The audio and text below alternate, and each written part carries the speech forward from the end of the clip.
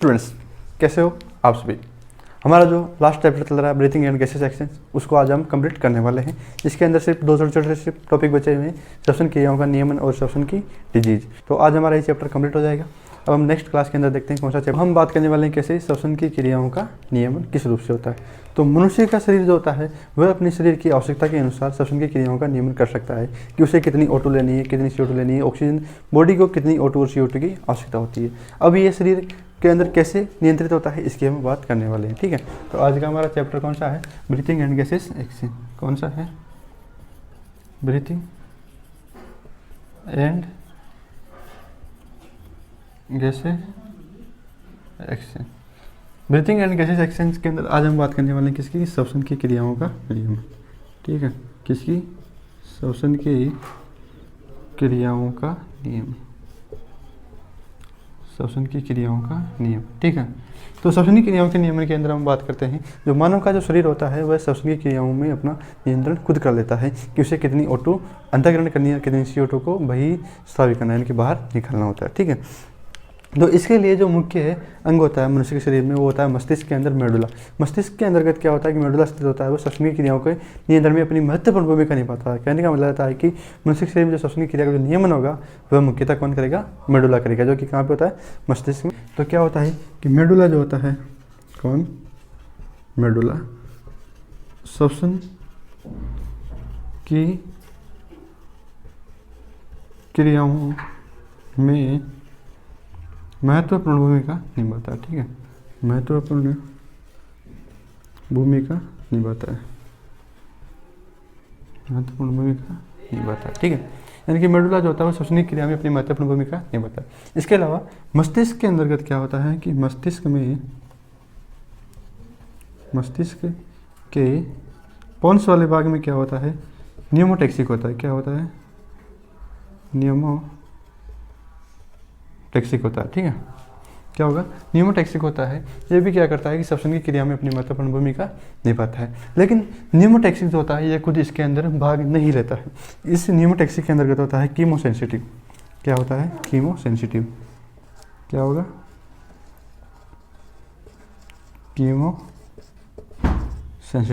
क्या होता है? कीमोसेंसिटिव जो होता है वह CO2 और H+ आयन के लिए अति संवेदी होता है। जैसे ही CO2 और H+ आयन की सांद्रता अधिक होती है तो कीमोसेंसिटिव सक्रिय होता है, और कीमोसेंसिटिव सक्रिय होकर क्या करता है? उसको बाहर निकाल देता है।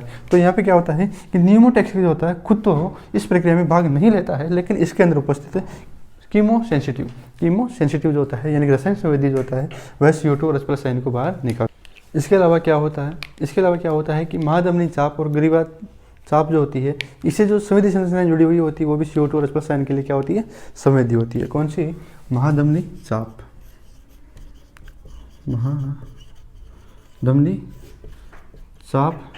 एवं ग्रीवा चाप। महाधमनी चाप एवं ग्रीवा चाप से जुड़ी हुई संरचनाएं भी क्या होती है? CO2 और H+ आयन के लिए क्या होती है? संवेदी होती है। ये भी क्या करती है? जैसे CO2 और H+ आयन की सांद्रता अधिक होती है, इनसे जुड़ी हुई संरचनाएं क्या होती है? इनको बाहर निकाल देती है। ठीक है, तो इसके अलावा क्या होता है कि श्वसन की क्रियाओं के नियमन में क्या होता है कि O2 भी अपनी महत्वपूर्ण भूमिका निभाता है। यानी कि O2 की भी क्या होती है? अपनी महत्वपूर्ण भूमिका निभाता है। तो O2 भी महत्वपूर्ण भूमिका निभाता है। किसके अंदर निभाएगा? श्वसन क्रियाओं के नियमन में। तो श्वसन क्रियाओं के नियमन में क्या होता है कि O2 भी अपनी महत्वपूर्ण भूमिका निभाता है। ठीक है, तो हमारे पास यहाँ कंप्लीट होता है क्या? श्वसन की क्रियाओं का नियमन। श्वसन की क्रियाओं का नियमन जो होता है मुख्यतः मेडुला करता है, लेकिन मस्तिष्क के पोन्स वाले भाग में उपस्थित है क्या? पोन्स वाले भाग में उपस्थित है न्यूमोटैक्सिक जो होता है। न्यूमोटैक्सिक के अंतर्गत उपस्थित होता है कीमोसेंसिटिव जो होता है CO2 और H+ आयन के लिए क्या होता है? अति संवेदी होता है। जैसे इनकी मात्रा बढ़ती है तो इनको बाहर निकाल देता है। इसके अलावा महाधमनी चाप और ग्रीवा चाप जो होती है इनसे जुड़ी संरचनाएं भी क्या करती है? CO2 और H+ आयन के लिए क्या होती है? संवेदी होती है, ये भी बाहर निकाल देती है।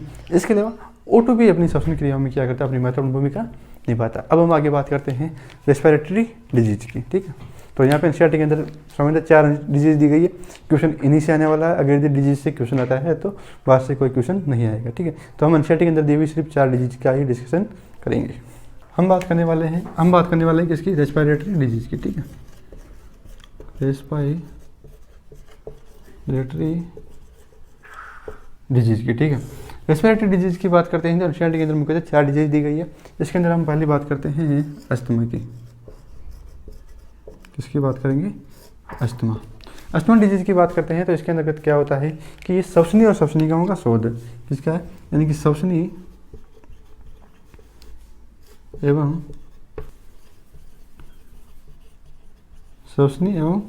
श्वसनिकाओं का शोध है। ठीक है, यानी कि अस्थमा वाले भाग में क्या होगा, श्वसनी और श्वसनिकाएं क्या होती है, प्रभावित होती है। इसके अलावा क्या होता है कि यहाँ पे सांस लेते समय क्या होती है, गड़गड़ाहट होती है, यानी कि सांस लेते समय गड़गड़ाहट जैसी आवाज़ आती है। ठीक है, इससे क्या होता है, सांस लेने के अंदर क्या होती है, दिक्कत हो जाती है। ठीक है, इसके बाद हम नेक्स्ट डिजीज की बात करेंगे, किसकी, ब्रोंकाइटिस।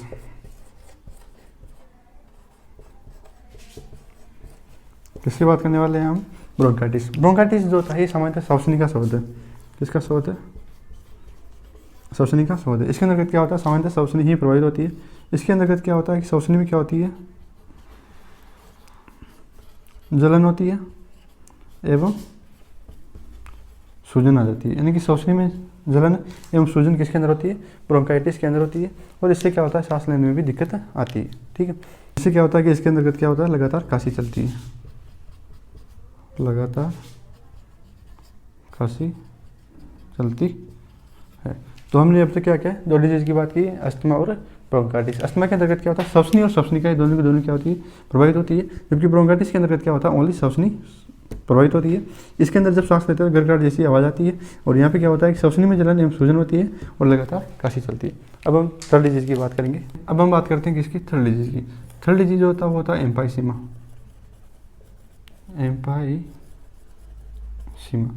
एम्फाइसीमा की बात करते हैं तो इसके अंतर्गत क्या होता है कि यह एक चिरकालिक रोग है। कैसा रोग है, यह एक चिरकालिक रोग है। इसके अंतर्गत क्या होता है कि कुपिका की जो भित्ति होती है, यानी कुपिका भित्ति जो होती है वो क्षतिग्रस्त हो जाती है। क्या होती है, कुपिका भित्ति क्षतिग्रस्त होती है। जैसे कुपिका भित्ति क्षतिग्रस्त होगी तो क्या होता है कि गैसों की जो विनिमय स्थिति होती है वो क्या होती है, घट जाती है। तो गैसों की जो विनिमय स्थिति होती है वह क्या होती है, घट जाती है। जैसे गैसों की विनिमय स्थिति घटती है तो श्वसन लेने के अंतर्गत क्या हो जाएगी, दिक्कत हो जाएगी। इसका जो मुख्य कारण है यहाँ पे, ये इंपॉर्टेंट है क्या कि इसका जो ये इंपॉर्टेंट पॉइंट है यहाँ पे कि एम्फाइसीमा का जो मुख्य कारण होता है वो होता है धूम्रपान।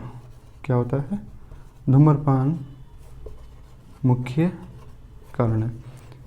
यानी कि कोई व्यक्ति अगर यदि धूम्रपान करता है तो उसके अंदर एम्फाइसीमा के ज़्यादा होने के चांस होते हैं। अगर यदि कोई धूम्रपान नहीं करता कोई व्यक्ति तो उसके अंदर भी एम्फाइसीमा हो सकता है, ऐसा नहीं है, लेकिन उसके अंदर चांस बहुत ही कम होते हैं। अब तक ये देखा गया है कि जो मैक्सिमम एम्फाइसीमा की जो डिजीज मिली है वह उन्हीं व्यक्तियों के अंदर मिली गई है जिसको धूम्रपान करते हो। ठीक है, तो ये हमारे पास एक कौन सी डिजीज थी, 3rd नंबर की डिजीज थी, कौन सी, एम्फाइसीमा।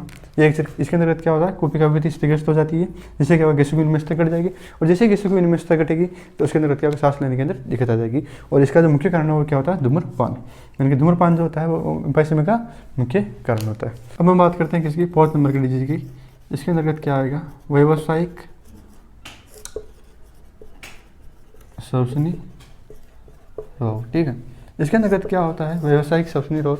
इसके अंतर्गत क्या होता है कि जो मजदूर खदानों के अंदर काम करते हैं, यानी कि पत्थर को तोड़ने का काम करते हैं या कहीं घिसाई का काम करते हैं, तो वहाँ पे छोटे छोटे से धूल के कण उड़ते हैं। और वो धूल के कण क्या होते हैं, जब वो श्वास लेते हैं तो उनके फेफड़ों तक पहुँच जाते हैं। तो यानी कि ये रोग जो होता है हम कहते हैं फेफड़ों के अंदर होता है। फेफड़ों के अंदर किस कारण होगा, धूल के कण जमा होने से। तो इसलिए सामान्यतः जो व्यक्ति खदानों में या घिसाई का काम करता है तो उसको मुख आवरण यानी कि मास्क का किसी कपड़े को अपने मुंह से ढकना चाहिए, ताकि एक धूल के कण उनके फेफड़ों में नहीं जाए। और यदि उनके फेफड़ों में नहीं जाएगा तो व्यावसायिक श्वसनी रोग नहीं होगा। तो इसके अंदर इतना इंपॉर्टेंट पॉइंट कुछ नहीं है, इसके अंदर इतना सा लिखना है कि फेफड़े संक्रमित होते हैं।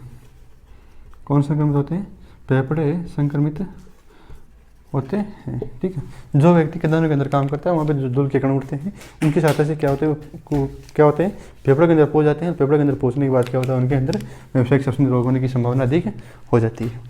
तो हमारा ये chapter breathing and gases exchange यहीं पे कंप्लीट होता है।